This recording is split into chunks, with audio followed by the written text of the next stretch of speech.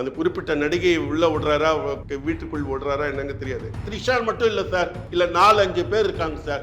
அவங்கள்ட்டையும் பேசுறாங்க. அவர் went to commit suicide, அவர் தற்கொலை பண்ணிக்கிற லெவலுக்கு போனதாக எனக்கு கேள்விப்பட்டேன்.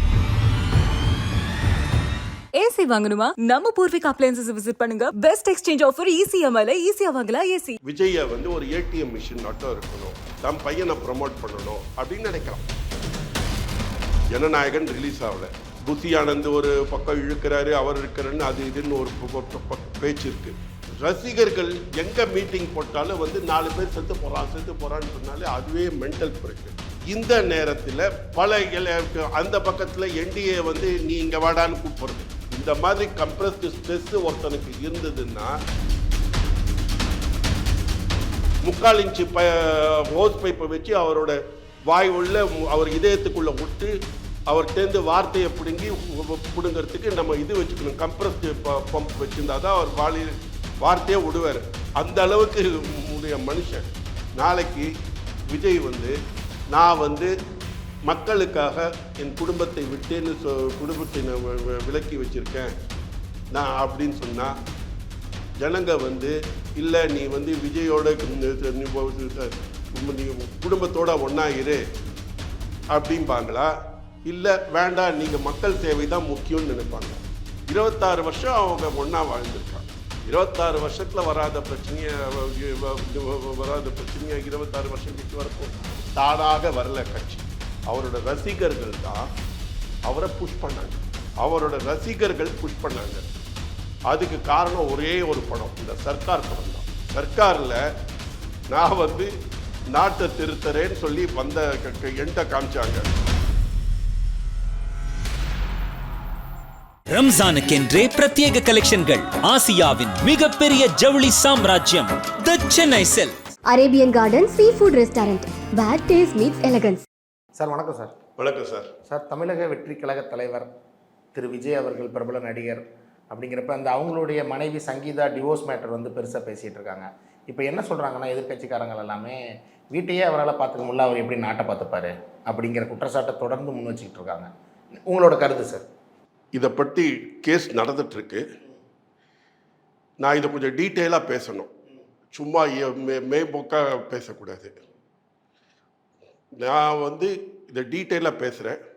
நான் முதல்ல என்னுடைய கருத்தை சொல்லிடுறேன். இதுக்கு இவங்க கேட்குற வீட்டையே பார்த்துக்க முடியாதுங்கிறாங்களே, நாட்டை எப்படி பார்த்துக்க போகிறாங்க அப்படின்னு. வீட்டை பார்த்துக்கிறதுக்கும் நாட்டை பார்த்துக்கிறதுக்கும் வித்தியாசம் இருக்குது. அதுக்கு அவரை பிரேக் டவுன் ஆகாமல் அவரை அவர் பண்ணார்னா நிச்சயமாக அவர் ஒரு நல்ல தலைவராக வருவார். அதில் எனக்கு சந்தேகம் இல்லை. அவர் நல்ல தலைவராக வருவார். இதில் எனக்கு கொஞ்சம் கூட சந்தேகம் கிடையாது. அவர் வீடு பொறுத்தவரையில் அது வேற விஷயம். வீடை பொறுத்தவரையில் அது வேற விஷயம். அதில் என்னன்னா, அவர் கட்சி ஆரம்பிச்சதுலேருந்து அவருக்கு பிரச்சனைகள்.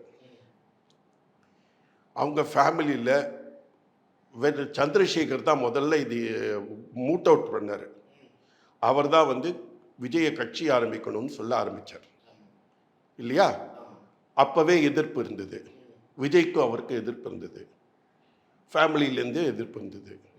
அவரோட பேசாமல் இருந்தாங்க, பழகாமல் இருந்தாங்க, அவரை ஒதுக்கி வச்சாங்க. யார? சந்திரசேகரை. விஜய் அவர்கள் தான் ஒதுக்கி வச்சாங்க. விஜய் வந்து அவர் படத்தில் நடிக்கணுங்கிற ஒரு ஆர்வத்தில் என்னை எதுக்கு தேவையில்லாமல் இந்த கட்சின்னு பண்ணுறீங்கிற ஒரு இதில் பண்ணார். ஆனால் விஜய் தானாக வரல கட்சிக்கு. அவரோட ரசிகர்கள் தான் அவரை புஷ் பண்ணாங்க. அதுக்கு காரணம் ஒரே ஒரு படம், இந்த சர்க்கார் படம் தான்.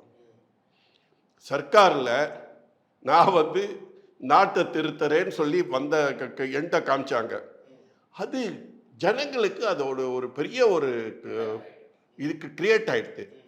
அந்த ஒரு இஷ்யூ தான் பெருசாக பூதாகாரமாச்சு விஜயை வந்து பொது வாழ்க்கைக்கு தள்ளப்பட்டார். இந்த பொது வாழ்க்கையில் அவர் தள்ளப்பட்ட உடனே அவங்க ஃபேமிலிக்கு பிடிக்கல. நான் கேள்விப்பட்ட வரையில் அதுதான் எனக்கு. இந்த மாதிரி நடிகர்களில் வந்து பொதுவாக அவங்கள ஏடிஎம் மிஷின் மாதிரி தான் வச்சுருப்பாங்க.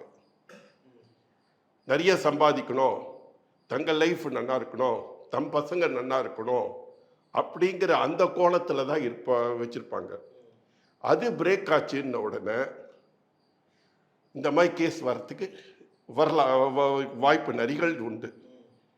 நிறைய பிரச்சனைகள் இதை மாதிரி நாங்கள் பார்த்துருக்கோம். அது வந்து சங்கீதான்னு இல்லை, நிறைய நடிகர்களுக்கு இந்த மாதிரி பிரச்சனைகளுக்கு வந்திருக்கு. அதுக்கு ஏதாவது ஒரு சில காரணங்கள் சொல்லுங்க. இந்த நடிகையோட இருந்தாங்க, அவருக்கு எக்ஸ்ட்ரா மார்ஷியல் இது எக்ஸ்ட்ரா மேரிட்டல் அஃபேர்ஸ் இருக்குது, அது இது நிறைய சொல்லலாம், ஏகப்பட்ட விஷயங்கள் சொல்லலாம். அடிப்படை பேஸ் தான், அடிப்படை பேஸ் தான். அவர் தாவேக்கா கட்சி ஆரம்பித்தார்னா ஃபேமிலியை நெக்லெக்ட் பண்ணிடுவாருங்கிற ஒரு பயம் இருந்திருக்கு. அவர் அந்த மாதிரி டைப்பு. அந்த மாதிரி நடக்கவும் செஞ்சுருக்கு. இப்போ அம்மா அப்பா மனைவி மகள் மகன் யாருமே கூட இல்லை. எனக்கு அது விஷயம் தெரியாது. நான் இப்போ உங்களை மாதிரி நான் கேள்விப்படுறது தான். பட் விஜயை பற்றி எனக்கு நல்லா தெரியும். எனக்கு விஜயை பற்றி நல்லா தெரியுங்கிறது வந்து அவரோட நான் பழகினதுனால இல்லை. அவர் நடிக்க வரத்துக்கு முன்னாடியே அவரை பற்றி எனக்கு தெரியும். காரணம், அவர்கிட்ட சந்திரசேகர்கிட்ட வேலை பார்த்த இந்து சக்கரவர்த்தி எங்களுக்கு க்ளோஸ் ஃப்ரெண்ட்ஸு. அவரோட கேமராமேனாக இருந்தார்.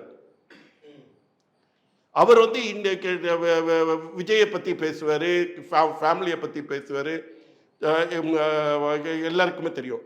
இதுக்கு முன்னாடியிலேருந்தே எங்களுக்கு வந்து சேகரை தெரியும். சேகருங்கிறது சந்திரசேகர், அவர் முன்னாடி பேர் விசி சேகர்னு பேர். அவள் ஒரு பச்சை குழந்தைன்னு ஒரு படம் எடுத்தார். அந்த படத்துக்கு ஒரு முஸ்லீம் ப்ரொடியூசர், அந்த முஸ்லீம் ப்ரொடியூசர் வந்து ஃபைனான்ஸ் எங்களுக்கு தெரிஞ்சவர்கிட்ட ஃபைனான்ஸ் வாங்கிறதுக்கு வந்தார். நாங்கள் அங்கே போய் விளையாடிட்டு இருப்போம். அப்போவே வந்துட்டு சந்திரசேகர் எவ்வளோ அடமெண்ட்டுங்கிற ஒரு உதாரணம் சொல்கிறேன் கேளுங்க. அந்த படத்தில் சந்திரசேகர் அந்த படத்தில் இளையராஜா மியூசிக்கு அவர் ஒய்ஃப் தான் பாட்டு பாடியிருக்காங்க. சுரேந்தர்னு சொல்லிட்டு அவரோட மச்சான் பாடியிருக்கார். அந்த படத்தில் பாட்டு பிரமாதமாக இருந்தது. அந்த ஃபினான்ஷியர் என்ன சொன்னார், இல்லை நீங்கள் எஸ்பிபி வச்சு இந்த பாட்டை போடுங்கன்னு இருக்கார். அப்புறம் போனவர் தான், அந்த ப்ரொடியூசரும் வரல, இவங்களும் வரல. அதே சுரேந்தரை வச்சு சட்டமுறையில் அவர் பாட வச்சார் சந்திரசேகர்.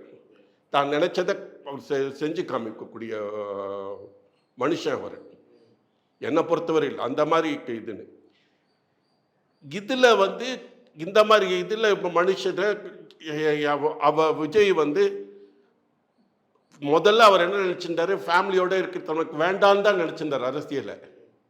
பை ஃபோர்ஸ் அவர் அரசியல்வாதி ஆகிட்டார். அவர் என்ன நினைக்கிறாருன்னா, ஏற்கனவே பல வாரிசு அரசியல் அது இதுன்னு பேசுகிறாங்களே அப்படிங்கிறதுனால அவர் கொஞ்சம் கொஞ்சமாக தன்னோட ஃபேமிலியை கொஞ்சம் சைட்லைன் பண்ணிவிட்டு he focused on public life வந்து. அப்படி பப்ளிக் லைஃப்பை ஃபோக்கஸ் பண்ணும்போது இந்த பிரச்சனைகள் வந்தது. ஓகே, விஜய் அவர்களோட ஆரம்பகட்ட வாழ்க்கை எப்படி சார் இருந்துச்சு? ஃபஸ்ட்டு படத்துக்கு முன்னாடி ரொம்ப கஷ்டமாக இருந்தது சார். அவங்க ஃபேமிலியே ரொம்ப கஷ்டப்பட்ட ஃபேமிலி. ரொம்ப ஒரு பெருசாக ஒரு இது இல்லை, ஃபினான்ஷியலாக எல்லாமே ரொம்ப கஷ்டப்பட்டு வந்த ஃபேமிலி. எங்கள் தங்கராஜா, உத்தமன் மாதிரி படத்தில் அசோசியேட் டைரக்டர் இருந்தார் நம்ம எஸ்.ஏ. சந்திரசேகர். அவருக்கு நல்லா தெலுங்கு படக்காரங்கன்னா கொஞ்சம் வருமானம் கொஞ்சம் டைரக்ஷன் ஃபீஸ் கொஞ்சம் ஜாஸ்தி கொடுப்பாங்க, அவ்வளோதானே தவிர பெரிய வருமானம் கிடையாது. நாடகம் அந்த மாதிரிலாம் போட்டுட்டு இருந்தாங்க. ஷோபா வந்து என்னோட சிஸ்டரோட கிளாஸ்மேட்டு. சாரதா வித்யாலயா ஸ்கூலில் என் சிஸ்டரோட கிளாஸ்மேட். ரொம்ப நல்லா பாடுவாங்க அப்போலேருந்தே. ஸ்கூல் இதில் ஃபங்க்ஷன்லாம் அவங்க பாடுவாங்க. எங்கள் சிஸ்டர் ரொம்ப சொல்லுவாங்க, ரொம்ப அப்ரிஷியேட் பண்ணுவாங்க. அதுக்கப்புறம் என் சிஸ்டர் காலேஜ் பண்ணதுக்கப்புறம் விட்டு போச்சு. அதுக்கப்புறம் சொன்னேன் இந்த மேட்டர் சொன்னேன் உங்கள்கிட்ட அந்த இதுக்கு அவள் ஒரு பச்சை குழந்தைன்னு. அப்போ தான் எனக்கு தெரிய வந்தது ஷோபா மறுபடியும் வந்திருக்காங்க. ஸோ அதுக்கப்புறம் ஒரு சட்டம் ஒரு இருட்டரை எடுத்தார். சட்டம் இருக்கும்போது அப்போ இருந்த கவர்மெண்ட்டுக்கும் சந்திரசேகருக்கும் பெரிய பிரச்சனை வந்தது. கலைஞர் கருணாநிதி தான் இங்கே உள்ளே வந்துட்டு அவருக்கு நிறைய படங்கள் எழுதி கொடுத்து இது பண்ணி அவங்களுக்கு சப்போர்ட்டாக இருந்தார். நான் கேள்விப்பட்டவரையில் உண்மையாக என்னன்னு தெரியல, ஃபைனான்ஸும் பண்ணினாருன்னு கேள்விப்பட்டேன் சந்திரசேகருக்கு. ஸோ அதனால் டிஎம்கே ஃபேமிலி டிஎம்கே வந்து அவருக்கு பெரிய சப்போர்ட்டிவ் வந்தது. கருணாநிதி சந்திரசேகருக்கும் எழுதி கொடுத்துருந்தார், ராமநாதனுக்கும் எழுதி கொடுத்துருந்தார். அப்படி இந்த மாதிரி விஜயே கலைஞர் கருணாநிதி எழுதிய வசனத்தை பேசியிருக்கார் ஒரு படத்தில். சின்ன பையனாக இருக்கிற சமயத்தில் அவர் சின்ன பையனாக இருக்கிற சமயத்தில் பேசியிருக்கார், சின்ன பையனாக நடிச்சிருக்கார். அதனால் வந்து என்னன்னா அப்படின்னு வந்தவரை அவர் ஒரு ஸ்டேஜில் அவர் நடிகனாக ஆசைப்படணும் பட்ட போது அவங்க ஃபேமிலி எதிர்த்து காமிச்சாங்க. நான் கேள்விப்பட்ட அடித்தாங்க, அவரை திருத்த பார்த்தாங்க, என்னென்னமோ பண்ணாங்கன்னாங்க. நடிப்பு வேண்டான்ட்டு அவர் பிடிவாதமாக இருந்தாங்க, நடிக்க வேணும்னு. என்னன்னா ஒரு சேட்டு பையன், அவன் பேர் தீரஜோ வீரஜோ ஏதோ பேர் மறந்து, நீரஜோ என்னமோ பேர். அவனை வச்சு நியூ ஃபேஸு நண்பர்கள் இன்னிசை மழை எடுத்திருக்காங்க.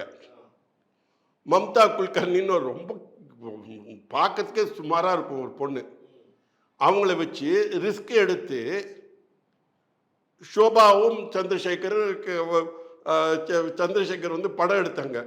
தயாரிப்பு ஜோசப் விஜய், தயாரிப்பாளர் ஆயிட்டாரு, ஆனால் தயாரிப்பு ஜோசப் விஜய்னு போட்டு எடுத்தாங்க. அப்படி எடுக்கும்போது தான் நடிகனால யாரோ ஒரு சேட்டு பையனெல்லாம் போட்டு எடுக்கிறான்னு சொல்லிட்டு அவருக்கு காண்டா வர இல்லையா? கண்டிப்பா. ஆனா விரக்தியில இருந்தார். இதை வந்து இண்டு சொல்வான் என்கிட்ட, இது மாதிரி ரொம்ப இதுவா இருக்குன்னு. அப்புறம் ஏதோ கஷ்டப்பட்டு அழுது பிடிச்சி அமக்களம் பண்ணி அவர் நடிக்க வந்தார். ஆனால் அதுக்கு முன்னாடி அவர் தற்கொலை முயற்சிகள்லாம் இது பண்ணார், அதெல்லாம் சொல்கிறாங்க.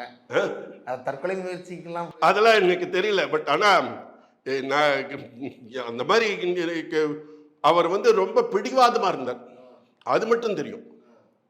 பிடிவாதமாக இருந்தார். அவங்க அப்பா ஒத்துக்கல, அவங்க மதர் கொஞ்சம் ரொம்ப சாஃப்ட்டு. அவங்க சோபா சந்திரசேகர் அவங்க வந்து எப்படி வந்து அனுமார் ஸ்ரீராம ஜெயம் சொல்வாரோ அதே மாதிரி இந்த அம்மா விஜய் விஜய் விஜய் விஜய் தான். அவங்களுக்கு வேற விஜய் தான் உலகம். விஜய் தான் உலகம். அவங்க வந்து அந்த இன்னிசை மழை ஃப்ளாப்பு.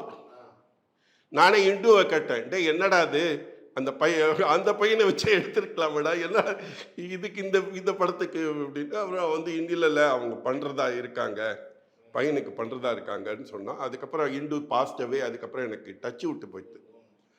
ஸோ அப்போலேருந்து எனக்கு விஜய் மேலே எனக்கு ரொம்ப ஒரு சாஃப்ட் கார்னர். ஏன்னா இதெல்லாம் கேள்விப்பட்டு இண்டு மூலமாக கேள்விப்பட்டதுனால எனக்கு விஜய் மேலே soft corner before he came to film industry. படம் நடிக்கணுங்கிற அந்த வெறி அவர்கிட்ட இருக்கவே, நடிக்கணுங்கிற வெறி இருந்தது. அதை ஒத்துக்கலைன்னு சொல்லிட்டு பட் பேப்பரில் வந்தது, நியூஸ் வந்தது, உண்மையாக என்னன்னு தெரியல. he went to commit suicide. அவர் தற்கொலை பண்ணிக்கிற லெவலுக்கு போனதாக எனக்கு கேள்விப்பட்டேன். அந்த லெவல், ஆமாம், அந்த லெவலில் போனதாக கேள்விப்பட்டேன். அது உண்மையாக என்னன்னு தெரியல. நம்ம ஒன்றுமே தப்பாக சொல்லிடக்கூடாது. பேப்பரில் படித்ததை சொன்னேன், நான் சொல்கிறேன். நான் அந்த மாதிரி ஒரு இது, அந்த மாதிரி கஷ்டப்பட்டு வந்தவர் தான் விஜய். அதுக்கப்புறம் அந்த படம் வந்த உடனே நாளைய தீர்ப்பு சரியாக ஓடலை. ஒரு பத்திரிகையில் என்ன பண்ணிட்டா, அவரை பற்றி கண்ணாப்பினான் டேமேஜாக போனான். சந்திரசேகர் வென்ட் டு தட் இது அந்த பத்திரிகைக்கு போட்டு சேரை உடைச்சார். எப்படா நீ என் பையனோட நடிப்பை சொல்லி இதை சொல்லி நீ எப்படா நீ வந்து அவனை ஃபிசிக்கலாக கலாட்டா பண்ணலான்னு சொல்லிட்டு இது பண்ணார். அதை சேலஞ்சாக வச்சுட்டு சந்திரசேகர் ஒரு 12 படம் தொடர்ச்சியாக தான் டைரக்ட் பண்ணி எப்படியாவது அந்த அவரை கொண்டு வரணும்னு சொல்லிட்டு ஒரு வெறித்தனமாக கொண்டு வந்தார். இப்போ விஜய் அவர்களோட வெற்றிக்கு முக்கிய பங்கு எஸ்சி தான். ஒன்ஸ் மோர் தான் அவர் கடைசியாக விஜய் வச்சு டைரக்ட் பண்ண படமோன்னு நினைக்கிறேன். அது வரையில் அவர் வந்து விஜயை வந்து அப்படியே மேலே கொண்டு வந்துட்டார். அவங்க அம்மா வந்து மிகச்சிறந்த கதாசிரியர். அவங்களே நிறைய கதை எழுதியிருக்காங்க. நிறைய கதை எழுதி நிறைய 100 நாள் ஓடிய படங்கள் உண்டு. ஹிந்திலையும் தெலுங்குலையும் அப்படி சக்க போட்ட படங்கள் உண்டு. நீதிக்கு தண்டனை இங்கேயும் நன்னா ஓடிச்சு, தெலுங்குலையும் நன்னா ஓடிச்சு, கன்னடத்தையும் வச்சு இதுலையும் முடிச்சு, அதுக்கு சோபா சந்திரசேகர். அதனால் அந்த ஃபேமிலியில் வந்து உங்களுக்கு இது கிடையாது. இன்னைக்கு வந்து விஜய் இவ்வளோ பெரிய ஆர்டிஸ்டாக வராருங்கன்னா அதுக்கு பயங்கர பேஸு. அவங்க அம்மாவும் கதை நாலேஜில் பயங்கரமாக கெட்டிக்காரமாக, அதே மாதிரி சந்திரசேகரும் இயக்கத்தில் நல்ல இது. அவங்களோட குரூம் பண்ணி வளர்ந்ததில் தான் விஜய் வந்தார். அதுக்கப்புறம் அவரே தான் சொந்தமாக இது பண்ணார். அதுக்கப்புறம் அவருக்கு தனியாக பேட்டர்ன் வந்து ஆரம்பிச்சு. காதலுக்கு மரியாதை நடிக்கிறதுக்கு அப்புறம் விஜய்க்குன்னு ஒரு தனியாக படட்டும், விஜய்க்குன்னு ஒரு தனியாக ஒரு டான்ஸ் எல்லாம் ரசிக்க ஆரம்பித்தாங்க. விஜய்க்குன்னு ஒரு ஃபைட்ஸ் எல்லாம் தனியாக ரசிக்க ஆரம்பித்தாங்க. அப்புறம் விஜய்க்குன்னு தனியாக ஃபேன்ஸ் வர ஆரம்பிச்சது. அந்த ஃபேன்ஸை உருவாக்கினது சந்திரசேகர். ஃபேன்ஸோட அந்த இது இருக்குல்ல, அசோசியேஷனை உருவாக்கினது சந்திரசேகர். இந்த மாதிரி அவரோட இது போயிட்டு இருந்தது. அப்புறம் அவர் விருப்பப்பட்டு கல்யாணம் பண்ணிட்டாரு. இதில் நடந்து அவர் லைஃப் லவ் பண்ணி கல்யாணம் பண்ணார். 26 வருஷம் அவங்க ஒன்றா வாழ்ந்திருக்காங்க சார். 26 வருஷத்தில் வராத பிரச்சனையை 26 வருஷம் கழிச்சு வரப்போகுது. அதான் நாங்களும் கேட்குறோம், மக்களும் அதான் சந்தேகம். 25 வருடம் 26 வருடம் ஒன்றா கிட்டத்தட்ட 50 வயது தொட்டாச்சு. இதுக்கப்புறம் விவாகரத்து இன்னொரு பெண்ணோட, அதுதான் எனக்கு கஷ்டமா இருக்கு. ஏன்னா இந்த இதில் போய் விவாகரத்துன்னு வந்ததுக்கு அப்புறம் இது ஒரு விஷயம் எனக்கு புரியுது. அவர் வந்து பையன் வந்து டைரக்ட் பண்ணணும்னு ஆசைப்பட்டான். டைரக்ஷனுங்கிறது விட்டில் பூச்சி மாதிரி. இன்னைக்கு லைட் வந்தால் இருக்கும், அடுத்த நாள் போயிடும். எல்லா டைரக்டரும் நடிகராயிட்டான். மணிவண்ணன் நடிகரானாரு, சுந்தர்ராஜன் நடிகரானாரு, நம்ம இவர் சுந்தர்சி நடிகரானாரு, எஸ்ஜே சூர்யா நடிகரானாரு, பார்த்திபன் நடிஞ்சு வந்தார். நேத்திக்கு வந்து பிரமாதமா பேசப்பட்ட ரவிக்குமார் இன்னைக்கு நடிகராக இருக்கு. அப்படி இருக்கும்போது இது லைஃப் டைம் ஆஃப் டைரக்ஷன் வந்து ரொம்ப ஷார்ட் டைம். ஒரு அப்பாங்கிறவன் வந்து எப்படி அக்செப்ட் பண்ணுவாங்க சொல்லுங்க? ஒரு டைரக்டராக நீ டைரக்டர் அவர் என்ன நினைப்பாரு? லாங் லைஃப் நினைக்க மாட்டாரு. நல்லா இருக்கணும், நீனு ஒரு 50 வருஷம் மட்டும் உனக்கு ஸ்டெடியாக இருக்கணும்னு சொல்லிட்டு சினிமாவில் நீ சஸ்டைன் பண்ணணும்னு இருக்க மாட்டார். சரி, அவருக்கு வந்து அவர் 3 படம் ஹிட்டு கொடுக்கலாம் சார், 4வது படம் சரியா ஓடலாம், யாரும் கூப்பிட மாட்டாங்க சார், யாரும் கூப்பிட மாட்டாங்க. அப்படி மாதிரி இருக்கும்போது இவ்வளோ வருஷமாக சினிமாவில் ட்ராவல் பண்ணி உங்கள் ஃபாதர்லேருந்து ட்ராவல் பண்ண ஒரு விஜய் சின்ன வயசுலேருந்து குழந்தையிலேருந்து பார்த்த சினிமா இண்டஸ்ட்ரியில் இந்த மாதிரி ஒரு சிக்கல் இருக்கும்போது விஜய் பையனுக்கு இது பண்ணும்போது அவர் ரியாக்ட் பண்ணாமல் இருப்பார் நினைக்கிறீங்க? வேணாம், அவருக்கு பையன் சினிமாக்குள்ளே வரக்கூடாதுங்கிறது தான் என்னம்மா? சினிமாக்குள்ளே வரக்கூடாதுன்னு இல்லை,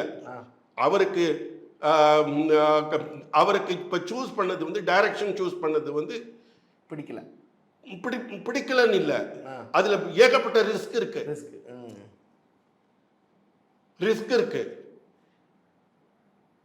கிட்டத்தட்ட 1000 ஒருத்தன் தான் சார் டைரக்டரா, பெரிய டைரக்டரா ஒரு 5 வருஷம் வர முடியும் சார். ஒண்ணு சசிகுமார் பிரமாதமான டைரக்டர், சமுத்திரக்கனி பிரமாதமான டைரக்டர், எஸ்ஜே சூர்யா பிரமாதமான டைரக்டர். எவ்வளவு வருஷம் இருந்தாங்க சினிமாவில் டைரக்டரா? ஆமா, எல்லாம் நடிகராயாச்சு. இது தோணாது அப்பாக்கு? கண்டிப்பா. நிச்சயமா இது வந்து ஒரு பிரச்சனையா இருக்கும்னு நான் சந்தேகப்படுறேன். இது நடந்துதான் நிறைய சினிமாவில் இவ்வளோ வருஷம் இருக்குன்றதுனால சொல்கிறேன். இந்த பிரச்சனை வந்து விஜய்க்கு மட்டும் இல்லை, ஒரு அப்பாக்கும் பிள்ளைக்கும் நடக்கும்ல. சினிமாவில் எங்கள் ஃபேமிலியிலே நடந்திருக்கு, பாலச்சந்தர் ஃபேமிலியிலையும் நடந்திருக்கு, எல்லார் ஃபேமிலியிலும் ஒரு அப்பா ஒரு இதுவாக இருக்குன்னு தன் மகன் வந்து இந்த சினிமாவில் வரும்போது எங்கேயாவது லூஸ் பண்ணிட போகிறானேங்கிற ஒரு பயம் வந்து அப்பாவுக்கு இருக்கும். பையனுக்கு என்னன்னா நம்மளை வந்து அப்பா வந்து நெக்லெக்ட் பண்ணுறாங்களே அப்படிங்கிற ஒரு கோபம் இருக்கும். இந்த கோபம் இருக்கத்தான் இருக்கும். மதருங்கிறவங்க என்ன பண்ணுவாங்க, அப்பளம் விட்டுருவாங்க, பிள்ளையை சப்போர்ட் பண்ணுவாங்க. இதுதான். இல்லை சார், 2021 அந்த பிரச்சனை ஸ்டார்ட் ஆகுது. அந்த டைமில் தான் இந்த லியோ படம் ஷூட்டிங், த்ரிஷாவோட அப்படிங்கிற அந்த இஷ்யூவும் வருது. அவங்க 2 பேருமே ஒன்றா ஃப்ளைட்டில் இல்லை சார், அதில் ஒன்று சினிமாவில் வந்து இந்த மாதிரி விஷயங்கள் நடக்கிறது உண்டு. இது ஒரு பெரிய இதுவாக உண்டு. இது உண்டு. இதில் வந்து எந்த விதமான இது வந்து ஒரு சாதாரண விஷயந்தான். இது ஒன்று உனக்கு ஒரு பெரிய எல்லாருக்குமே நடக்குது. பட் ஃபேமிலி பேஸ் சொல்கிறேன், அந்த ரூட் சொல்கிறேன், அந்த கம்பி இருக்குது பாருங்க, நீங்கள் ஃபவுண்டேஷன் கம்பி போடுறீங்கல்ல, அந்த ஃபவுண்டேஷன் கம்பியை சொல்கிறேன். அதில் ப்ராப்ளம் இதுதான். அவங்க என்னென்னா பேசிக்காக விஜயை வந்து ஒரு ஏடிஎம் மிஷின் மட்டும் இருக்கணும், தம் பையனை ப்ரமோட் பண்ணணும் அப்படின்னு நினைக்கலாம். பொண்ணை பற்றி பேச்சே இல்லை சார். பையனை வந்து இப்போ பெரிய டைரக்டர் ஆக்கணும், அவருக்கு படம் எடுத்து கொடுக்கணும் அப்படின்னு. விஜய் ஒரு படம் எடுக்கலாம், லூஸ் பண்ணலாம், 2 படம் எடுக்கலாம், லூஸ் பண்ணலாம். இப்படியே லூஸ் பண்ணிட்டு அவர் கேரியர் அப்படியே பண்ணியிருந்தாருன்னா அவருக்கும் விமோச்சனம் கிடையாது, பையனுக்கும் விமோச்சனம் கிடையாது. அவரோட லைஃபும் போயிடும், இவரோட லைஃபும் போயிடும். இதையே விஜய் யோசிக்காம இருந்திருப்பாரு நினைக்கிறீங்களா? கண்டிப்பாக யோசிப்பார். இதனால இப்போ ஹஸ்பண்ட் அண்ட் ஒய்ஃபுக்கு பிரச்சனை வந்திருக்காதா? கண்டிப்பாக வர வாய்ப்பு இருக்கு. இதனால டைவர்ஸ்க்கு வந்திருக்காதா? வர வாய்ப்பு இருக்கு. ஆனால் அதில் தெளிவாக போட்டிருக்காங்களே பெட்டிஷனில், இன்னொரு பிரபல நடிகை. அது சார் ஒண்ணு சார், அது எல்லாமே போடலாம் சார். இன்னொரு நடிகையோட இருக்கலாம். நீங்க வேற என்னன்னு நீங்க போட முடியும் இதுல பெட்டிஷன்ல? மனம் கிட்டத்தட்ட ஒரு மென்டல் டிசார்டர்ங்கிற மாதிரி அது எல்லாம் போடலாம். அதெல்லாம் வந்து நீங்க வக்கீல்கிட்ட கேட்டீங்க, என்ன வேணா போடுவார். சித்திரவதை பண்ணதெல்லாம் உண்மை இல்லைன்றீங்களா? அவருக்கு அவர் ஒய்ஃபை சித்திரவதை பண்ணாங்க. யார் பார்த்தாங்க? யார் பார்த்தாங்க? 26, நீங்களே சொன்னீங்க, 26 வருடம் உடனிருந்த மனைவியே அந்த குற்றச்சாட்டை வைக்கிறாங்க. அதான் அவங்க சொல்றாங்க அந்த குற்றச்சாட்டு வந்து நான் நம்பக்கூடியதாக இருந்ததுன்னா அது வந்து 5-6 வருஷத்துல அந்த மாதிரி குற்றச்சாட்டு வச்சிருந்தா உண்மை, 10 வருஷத்துல குற்றச்சாட்டு வச்சிருந்தா நன்மை. 26 வருஷம் கழிச்சு ஒரு குற்றம் அது எப்படிங்கிறது தெரியல. நான் என்ன கேட்குறேன், இப்போ நேற்று மகளிர் தினம் நடந்துருந்துச்சு, விஜய் அவர்கள் மகளிர் தினத்தில் பேசுகிறாரு. அப்போ என் மேட்டரை நான் பார்த்துக்கிறேன், இதெல்லாம் ஒரு மேட்டரே கிடையாது. நான் என்ன அப்படின்னு ஒரு மனைவி அங்கே அவ்வளோ தூரம் பெட்டிஷனில் தெளிவாக எழுதியிருக்கிறாங்க, இது எனக்கு ஒரு பொருட்டே இல்லை அப்படின்னு சொல்லி போகிறது எவ்வளோ பெரிய தவறு. அது தப்பு இல்லை, தப்பே இல்லை. நான் விஜய் சொல்கிறேன். நான் நீங்கள் வந்து விஜய் லெவலில் பாருங்க, விஜய்க்கு இருக்கிற ப்ரெஷர் எவ்வளோ ப்ரெஷர். இப்போ பாலிடிக்ஸ் வந்து இல்லை, ஜனநாயகன் ரிலீஸ் ஆகல. அச்சா, ஜனநாயகன் ரிலீஸ் ஆகல. அதுக்கப்புறம் வந்து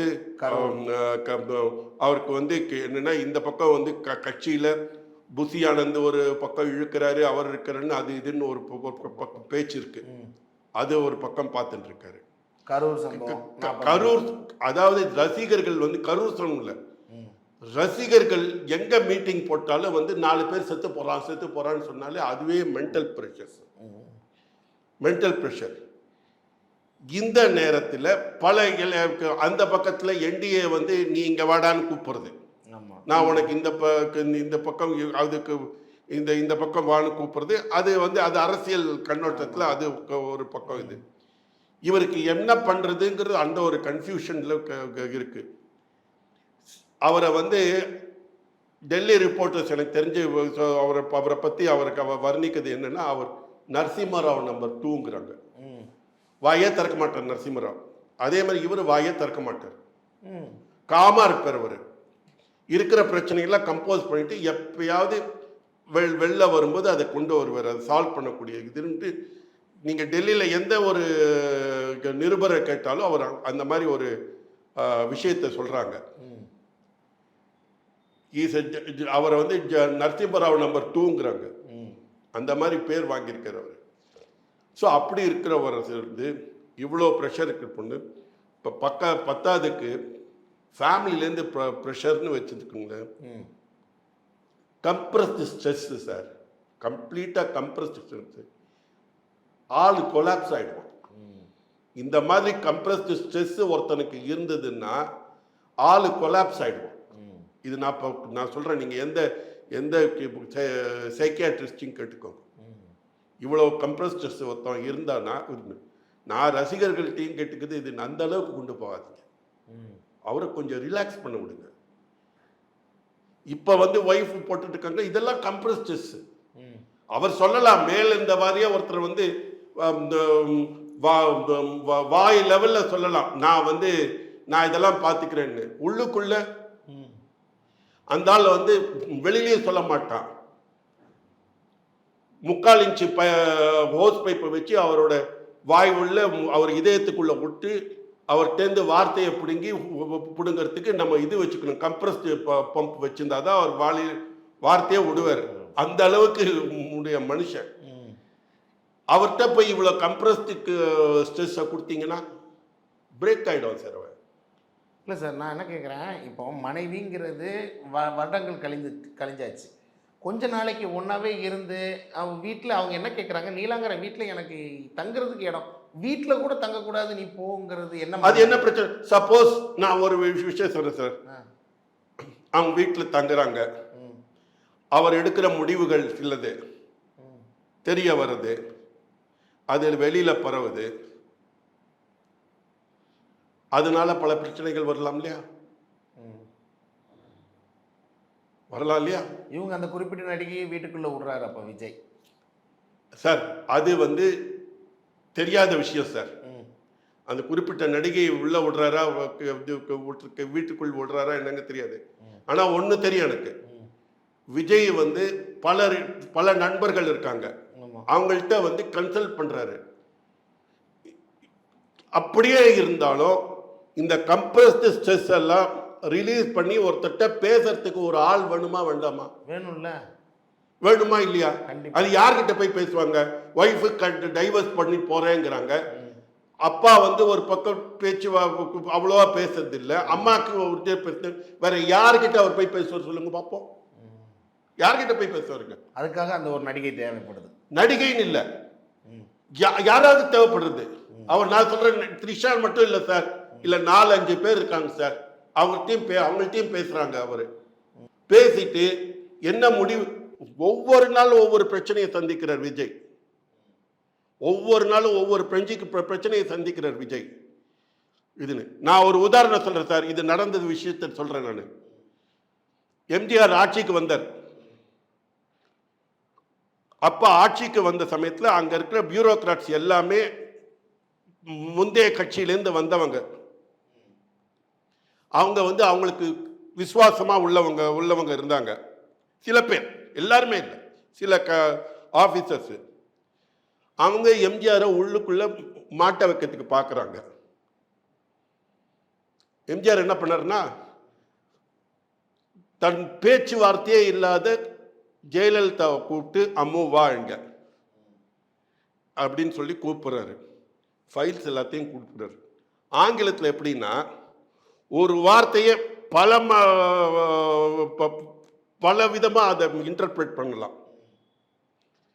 நீங்கள் ஒரு ஸ்ரத்தி எழுதினீங்கன்னா, ஒரு எழுத்தினா அதை எல்லா விதமான அர்த்தங்களும் கொண்டு வரலாம். அதனால ஜெயலலிதா கொடுத்தோன்னா இது இப்படி கொண்டு வரலாம், அப்படி கொண்டு வரலாம்னு சொல்லிட்டு ஜெயலலிதா அம்மா என்ன பண்ணாங்க அப்படின்னா, கூட சில வார்த்தைகளை சேர்த்து ப்ரொடெக்ட் பண்ண வர்றதா பண்ணாங்க. இதுதான் ஜெயலலிதா அம்மாவோட அரசியல் பின்புலம் எம்ஜிஆரோட. அந்த மாதிரி இப்போ ஜெயலலிதா மாதிரி ஒரு த்ரிஷா அப்படி இருக்கு. அப்படி அந்த அளவுக்கு அந்த கெப்பாசிட்டி இருக்கான்னு எனக்கு தெரியல. த்ரிஷா கிட்ட இருக்கா என்னன்னு தெரியல.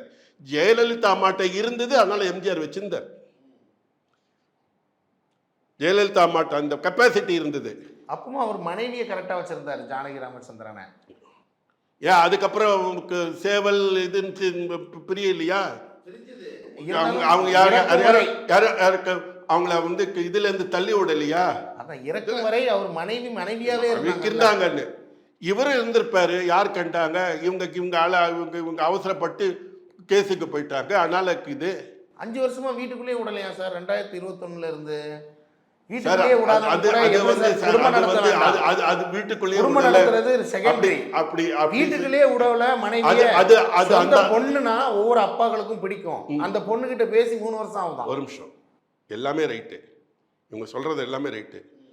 இது வந்து அந்த பெட்டிஷன்ல போட்டிருக்கிற கன்டென்ஷன் இல்லையா? விஜய் தரப்புல பத்தி யாராவது கேட்டாங்களா? அதான் வாயை திறக்க மாட்டாங்க. இல்ல அது வந்ததா? அது சரி, இவ்வளவு சொல்றாங்கல்ல, சந்திரசேகர் சும்மா விடன்னு நினைக்கிறீங்களா? இதெல்லாம் பார்த்துட்டு எல்லாரையுமே நவுட்டிட்டாரு. இல்ல, சந்திரசேகர் சும்மா விடுவார்னு நினைக்கிறீங்களா? அல்லது சோபாக்கு தங்க பேரம் பேத்தி மேல பாசம் இல்லைன்னு நினைக்கிறீங்களா? கண்டிப்பா இருக்கும். நீ போனா வாடா எங்க வீட்டுக்கு, அப்படி கூப்பிடுறதுக்கு வாய்ப்பு இருக்கு. கூப்பிடுவாங்களா இல்லையா? கூப்பிட வாய்ப்பு இல்லை. கூப்பிடுவாங்களா இல்லையா? கூப்பிடுவாங்களா இல்லையா? கூப்பிடுவாங்க. மனைவியை கூப்பிடுவாங்களா? சங்கீதாவை ஏத்துப்பாங்களா? மனைவியோ இதுவோ கூப்பிடுவாங்களா இல்லையா? கூப்பிடுவாங்க. சரி, அதோட விடுங்க. ஏன்னா இந்த விஷயம் தெரியாத விஷயத்த நம்ம பேச முடியும். ஏன்னா நான் ஜேசன் மேல அவ்வளோ பிரியம் சந்திரசேகருக்கு. ஆமா. பொண்ணு மேலேயும் பேரன் மேலேயும் கூப்பிடணும். பேரன் நடுத்தருவில் விட ஷோபா விட்டுருவாங்களா? அப்படியே ஷோபா விட்டுருவாங்களா? ஓகே. அப்போ விஜய் அவர்கள் முடிவா இருக்காரா டிவோர்ஸ் கொடுக்கறதுக்கு? அவர் வந்து அரசியலுக்கோசம் சன்னியாசம் எடுத்திருக்கார். இதுதான் இது. ஏன்னா அரசியல்னு வரணும். அந்த அரசியலுக்கு அவர் சில ஒரு நியதியை வச்சிருக்கார். இனிமே படங்கள் நடிக்கக்கூடாது, டாப்ல இருந்த படங்கள் நடிச்சுக்கிட்டு நிறுத்தணும். அடுத்தது எல்லாரும் வாரிசு அரசியல், அந்த அரசியல், இந்த அரசியல்னு சொல்றாங்க. இதுக்கெல்லாம் ஒரு இது வைக்கணும், ஒரு லைன் வைக்கணும். லக்ஷ்மண் ரேகா ரைட் இல்லை லைன் வைக்கணும் தான் நினைக்கிறேன். அவர் டைவர்ஸ் பண்ணணும் அது இதுன்னு நினைக்கிறாரான்னு நினைக்கிறது கிடையாது. அந்த லைன் இருக்கிறது. ஏன் வாய்க்கு கீழே அங்கே பேசிட்டு நாளைக்கு பிள்ளைய கொண்டு போய் பொதுச் செயலாளர் போடணும்னு வந்தோன்னா கஷ்டம் இல்லையா? இல்லை சார், நம்ம நடிகர் பாணியில் சினிமா இண்டஸ்ட்ரியில் இப்போ கலைஞர்லேருந்து ஜெயலலிதா, அம்மையார் ஜெயலலிதா வரைக்கும், கேப்டன் விஜயகாந்த் வரைக்கும், ஏன் சரத்குமார் வரைக்கும் ஹஸ்பண்ட் அண்ட் ஒய்ஃபோட தானே இருக்காங்க. அவங்க ஒரு அரசியல் பண்ணுறதுக்கும் மனைவிக்கும். இவர் வந்து ஆஸ்பைரிங் சீஃப் மினிஸ்டர் சார். இவர் ஆஸ்பைரிங் சீஃப் மினிஸ்டர். அவங்களும் அரசியலுக்கு வந்தாங்க. இவர் வந்து ஒரு இவ்வளோ ரசிகர்கள் வராங்க, இவர் வந்து சீஃப் மினிஸ்டராக வரணும்னு எதிர்பார்க்குற ஒரு ஆக்டர். அவர் ஏன் அந்த லைன் வச்சிருக்க கூடாதுன்னு நீங்க நினைக்கிறீங்க? லக்ஷ்மண் ரேகா மாதிரி ஒரு லைன் வச்சுக்க கூடாதுன்னு ஏன் நினைக்கிறீங்க? நாளைக்கு சார் ஒன்னே சார், இது விடுங்க சார். நாளைக்கு விஜய் வந்து நான் வந்து மக்களுக்காக என் குடும்பத்தை விட்டேன்னு குடும்பத்தை விலக்கி வச்சிருக்கேன் நான் அப்படின்னு சொன்னா ஜனங்க வந்து இல்லை நீ வந்து விஜயோட நீ குடும்பத்தோட ஒன்னா இரு அப்படிம்பாங்களா? இல்லை வேண்டாம் நீங்க மக்கள் சேவை தான் முக்கியம்னு நினைப்பாங்களா? மக்கள் சேவை தான் முக்கியம். அதுதான் நீங்க சொன்னீங்களே மக்கள் சேவை முக்கியம்னு. இப்ப எல்லா நீங்க கேட்ட கேள்விக்கு எல்லாத்துக்கும் முடிவு அதுதான். ஓகே சார், இப்போ அவங்க டிவோர்ஸ் கொடுத்து கேட்டிருக்காங்க. விஜய் என்ன எடுப்பாருன்னு நினைக்கிறீங்க ஸ்டாண்டு? விஜய் பேசுவார். பட் ஆனால் ஒன்று எங்கள் கம்யூனிட்டியில் இது வந்து இது ஒன்று ஏதாவது வந்து ஒரு பெரிய ஆச்சாரியனா ஒரு இதுவாக போடணுன்னா அந்த இதை விட்டு வரணும், அந்த பாசம் பந்தம் இதெல்லாம் விட்டு வரணும். அந்த முடிவு அவர் எடுத்திருக்காரா என்னங்கிறது தெரியல. அது தெரியல. அந்த முடிவு எடுத்திருக்கிற மாதிரி எனக்கு ஒரு இன்ட்யூஷன் தான். அது சரியார் தப்பாங்கிற ரைட்டாங்கிறது தெரியல. எனக்கு ஒரு இன்ட்யூஷன் தான். ஏன்னா அந்த போக்கை பார்த்தா இவ்வளோ வருஷம் நான் வந்து அரசியலில் இருந்ததே ஒவ்வொருத்தரோட கணிப்பை பார்க்கும்போது இது அரசியலில் வந்து நான் வந்து அவர் வந்து நாளைக்கு வந்து டிஎம்கேவோட சேர மாட்டார்லாம் சொல்லவே மாட்டேன். டிஎம்கேவோட சேருவார் தேவைப்பட்டா. இப்பே சொல்றேன், அவ்வளோ பெரிய மிசால கொண்டு போய் ஜெயில வச்சது காங்கிரஸ், ஜெயில வச்சது காங்கிரஸ். அதுக்கப்புறம் ஜெயின் கமிஷன் சொல்லிட்டு ஆட்சியை கலைச்சது காங்கிரஸ். ஆனால் இன்னைக்கு போய் நேரக்க டிஎம்கே வந்து 28 ப்ளஸ் 1 சீட்டு சோனியா காந்தி பேசுறாங்களா இல்லையா? விஜயகாந்துக்கும் கலைஞருக்கும் இருந்த பிரச்சனை இதில் வடிவேலுங்கிற ஒருத்தன் வந்து பேசிட்டு போயிட்டார். இப்போ வடிவேலோட எந்த மூஞ்சில ஃபேஸ் பண்ண முடியும்? இன்னைக்கு விஜயகாந்த் கட்சி இப்போ டிஎம்கேயோட சேருது. ஸோ அரசியல்ல வந்து ஒண்ணு சார், அப்ப இருக்கிற சிச்சுவேஷன் தான் சார். இது டிஎம்கேன்னு இல்லை, அந்த காலத்துல வந்து ராஜாஜியே பண்ணார். ராஜாஜி சோசியலிஸ்ட் கட்சின்னு சோசியலிஸ்ட் கட்சின்னு ஒன்று ஆரம்பிச்சாரு. அவருக்கு காமராஜ் பண்றது பிடிக்கல. இவ்வளோ இவங்களோட சரியா அவங்களோட பிளான் சரியா இல்லாம இவங்களோட பக்குவம் இல்லாம பண்றாங்க இன்னைக்கு. அதனால தான் வந்து இது இன்னைக்கு வறட்சி வந்தது, எலிய சாப்பிடுன்னு சொல்ற அளவுக்கு வந்திருக்கு அப்படிங்கிறது பிடிக்கல. அதனால அவர் தனியாக ஆரம்பிச்சு அதுக்கப்புறம் அவர் இந்தி திணிப்பு கூடாதுன்னு சொல்லி 67 நீங்க வேணா நீங்க பாருங்க, அவர் வந்து டிஎம்கேயோட சேர்ந்து பண்ணார். அதே ராஜாஜி சுதந்திர பார்ட்டின்னு சொல்லி ஆரம்பிச்சு 71 விலகினர். அதை பத்தி இல்லை. ஸோ சிச்சுவேஷனுக்கு ஏற்ற மாதிரி தான் அரசியல் கட்சி. அதனால உங்களுக்கு அது வந்து உங்களுக்கு மாற்றம் கிடையாது. Okay sir. இப்போ மனைவி வந்து ஜீவனாம்சமா பெரிய அமௌண்ட் கேட்டாங்கன்னா என்ன பண்ணுவாங்க? அது எப்படி பண்றாங்கன்னு தெரியல சார். அது வந்து அவங்க கேட்டு பண்ணது கோர்ட்டு கேஸ் நடக்கணும், அவங்க ஜீவனாம்சம் கேட்கணும். இது அதுக்குள்ள யாராவது அதை மூட் அவுட் பண்ணி அதை வந்து அந்த சமரசம் பேசணும். விஜய் கிட்ட பேசி அவர் சேர்ந்து இருக்காரா என்னங்கிறது தெரியல. இப்போ ரொம்ப இனிஷியல் ஸ்டேஜ் அந்த கேஸ். இப்போதான் வந்து அவர் இன்னும் பெட்டிஷன் தான் அப்ளை பண்ணியிருக்காங்க. அதுக்கப்புறம் நிறைய பேர் இது பண்ணி பண்ணுவாங்க அப்படின்னு. பட் விஜய் பொசிஷன் இப்போ ரொம்ப இதுவாக இருக்கு. ஏன்னா அவருக்கு இந்த ஸ்ட்ரெஸ் கொடுத்தா அந்த ஆள் கொலாப்ஸ் ஆகிடுவான். எனக்கு வந்து எனக்கு இந்த விஜயை வந்து பாவம் சின்ன வயசுலேருந்து கஷ்டப்பட்டு வந்தவர் சார் அவர். அதனால நான் கேள்விப்பட்டவர்கள், நான் வந்து அவரோட ஜாஸ்தி பழகினதில்லை, பேசினது கூட கிடையாது. ஏதோ ஒரு ஃபங்க்ஷனில் வந்து அவருக்கு கும்பிட்டு போட்டார், நானும் கும்பிட்டு போட்டுற அளவு தான் இருந்தது. அவருக்கு என்ன பார்த்தா தெரிய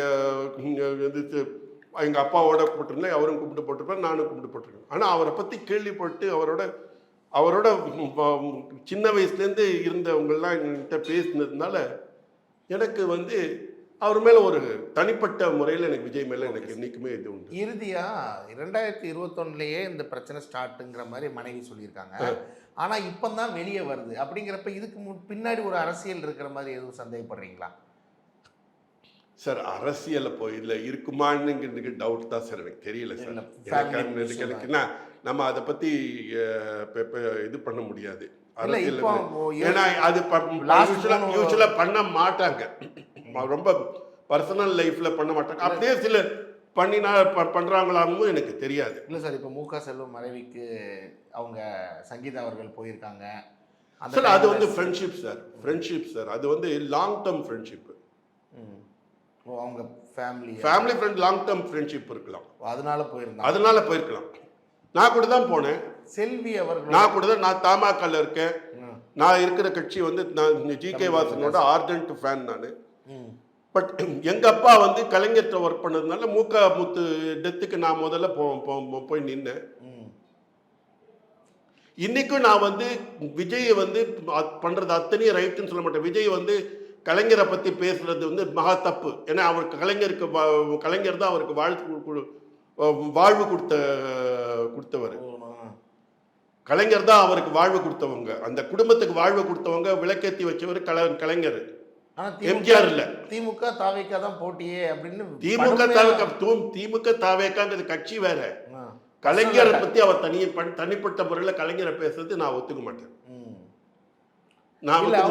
சிஎம் ஸ்டாலினோட தங்கச்சி செல்வி அவர்களுக்கும் சங்கீதா அவர்களுக்கும் நெருங்கிய நட்பு உண்டு. இருக்கலாம் சார், இருக்கலாம். ஆனா செல்வி அந்த மாதிரி ஆள் கிடையாது. அது எனக்கு தெரியும். செல்வியை பத்தி தெரியும். செல்வி போயிட்டு நீ வந்து இதுன்னு செல்வி முடிஞ்சா நீ சேருமா, நான் அவன்கிட்ட பேசி சேருமான்னு நீ இப்படி தான் பேசுவாங்க. செல்வி அந்த மாதிரிலாம் பண்ணக்கூடிய மனுஷி கிடையாது. ஓகே சார், இறுதியாக உங்களுக்கு என்ன விருப்பம் சார்? அவங்க 2 பேரும் சேர்ந்து வாழணும்னு நினைக்கிறீங்களா, இல்லை அவர் கட்சியை பார்த்துக்கிட்டு? எனக்கு வந்து அவங்க சேர்ந்து வாழறதோ இல்லது தனித்து வாழறதோ பற்றி அது அவங்கவுங்க எடுக்கக்கூடிய முடிவு. அதோட அந்த என்ன எப்படி இருக்கும் சிச்சுவேஷனுங்கிறது தெரியல. ஆனால் விஜய்ங்கிற ஒரு தனி மனிதன் ஓவர் ஸ்ட்ரெஸ்னால கொலாப்ஸ் ஆகக்கூடாது, அவர் உயிருக்கு ஆபத்து வரக்கூடாது. அதில் நான் உறுதியாக இருக்கேன். அவருக்கு ஓவர் ஸ்ட்ரெஸ் கொடுக்கணும்னா, ஏன்னா அந்த மனுஷன் வந்து மற்றவங்க மாதிரி அப்படியே வெளியில் பட்டுற மனுஷன் கிடையாது, உள்ளுக்குள்ளே அடக்கிக்கிற மனுஷன். அந்த மாதிரி மனுஷங்களுக்கு தான் நிறைய ஸ்ட்ரெஸ்ஸு கொடுக்கக்கூடாது. அந்த ஸ்ட்ரெஸ் தாங்கக்கூடிய அளவுக்கு அந்த பையனுக்கு சக்தி கிடையாது, அந்த வயசு இல்லை. ரெண்டாவது அவருக்கு இன்னும் சொல்ல போனால் சந்திரசேகர் இதில் பூந்துண்டு இதில் வந்து அவருக்கு சந்திரசேகரும் சரி சோபா சந்திரசேகரும் சரி அவங்க ஏதாவது பண்ணி இந்த ஸ்ட்ரெஸ்ஸை கொஞ்சம் ரிலீஸ் பண்ணுறதுக்கு ட்ரை பண்ணணும். அவருக்கு இந்த ஸ்ட்ரெஸ்ஸு தாங்காது. நான் இப்போவே சொல்கிறேன், அவருக்கு நல்ல லைஃப் அமையணும், அவர் நல்ல நீடூழி வாழணும். அவருக்கு நான் அவர் மனைவியிட்டையும் கேட்டுக்கிறேன், இந்த ரொம்ப ஸ்ட்ரெஸ் கொடுத்துறேன். அதான். நன்றி சார். நன்றி சார். ஏசி வாங்கணுமா? நம்ம பூர்விகா அப்ளையன்சஸ் விசிட் பண்ணுங்க. பெஸ்ட் எக்ஸ்சேஞ்ச் ஆஃபர் ECMIல ஈஸியா வாங்கலாம் ஏசி. ரம்ஜானுக்கென்றே பிரத்யேக கலெக்ஷன்கள். ஆசியாவின் மிகப்பெரிய ஜவுளி சாம்ராஜ்யம் the Chennai silks. Arabian Garden Seafood Restaurant, where taste meets elegance.